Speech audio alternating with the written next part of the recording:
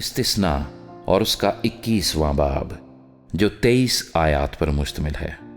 اگر اس ملک میں جسے خداوند تیرا خدا تجھ کو قبضہ کرنے کو دیتا ہے کسی مقتول کی لاش میدان میں پڑی ہوئی ملے اور یہ معلوم نہ ہو کہ اس کا قاتل کون ہے، تو تیرے بزرگ اور قاضی نکل کر اس مقتول کے گردا گرد کے شہروں کے فاصلے کو ناپیں،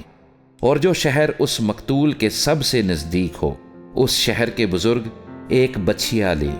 جس سے کبھی کوئی کام نہ لیا گیا ہو اور نہ وہ جوئے میں جوتی گئی ہو، اور اس شہر کے بزرگ اس بچھیا کو بہتے پانی کی وادی میں جس میں نہ ہل چلا ہو اور نہ اس میں کچھ بویا گیا ہو لے جائیں، اور وہاں اس وادی میں اس بچھیا کی گردن توڑ دیں۔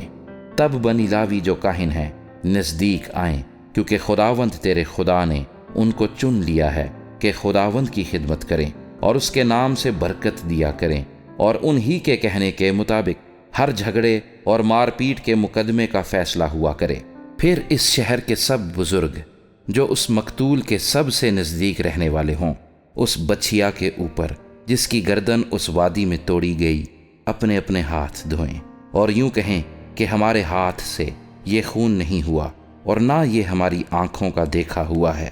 سو اے خداوند اپنی قوم اسرائیل کو جسے تو نے چھڑایا ہے معاف کر، اور بے گناہ کے خون کو اپنی قوم اسرائیل کے ذمہ نہ لگا، تب وہ خون ان کو معاف کر دیا جائے گا۔ یوں تو اس کام کو کر کے جو خداوند کے نزدیک درست ہے، بے گناہ کے خون کی جواب دہی کو اپنے اوپر سے دور و دفع کرنا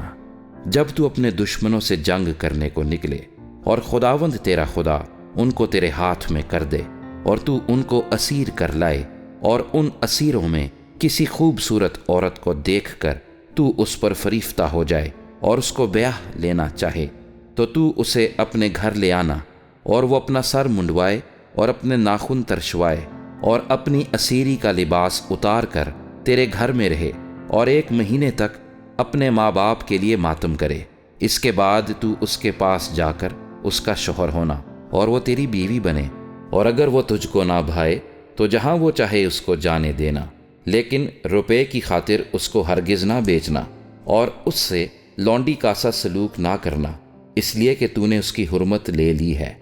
اگر کسی مرد کی 2 بیویاں ہوں اور ایک محبوبہ اور دوسری غیر محبوبہ ہو، اور محبوبہ اور غیر محبوبہ دونوں سے لڑکے ہوں، اور پہلوٹا بغیر غیر محبوبہ سے ہو، تو جب وہ اپنے بیٹوں کو اپنے مال کا وارث کرے تو وہ محبوبہ کے بیٹے کو غیر محبوبہ کے بیٹے پر جو فی الحقیقت پہلوٹا ہے فوقیت دے کر پہلوٹا نہ ٹھہرائے، بلکہ وہ غیر محبوبہ کے بیٹے کو اپنے سب مال کا دونا حصہ دے کر اسے پہلوٹا مانے، کیونکہ وہ اس کی قوت کی ابتدا ہے اور پہلوٹے کا حق اسی کا ہے۔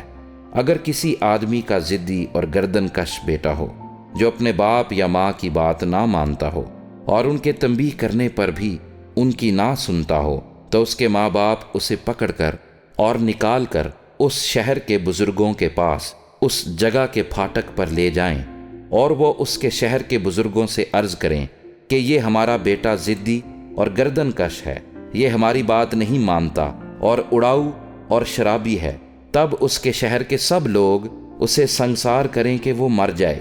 یوں تو ایسی برائی کو اپنے درمیان سے دور کرنا، تب سب اسرائیلی سن کر ڈر جائیں گے۔ اور اگر کسی نے کوئی ایسا گناہ کیا ہو جس سے اس کا قتل واجب ہو، اور تو اسے مار کر درخت سے ٹانگ دے،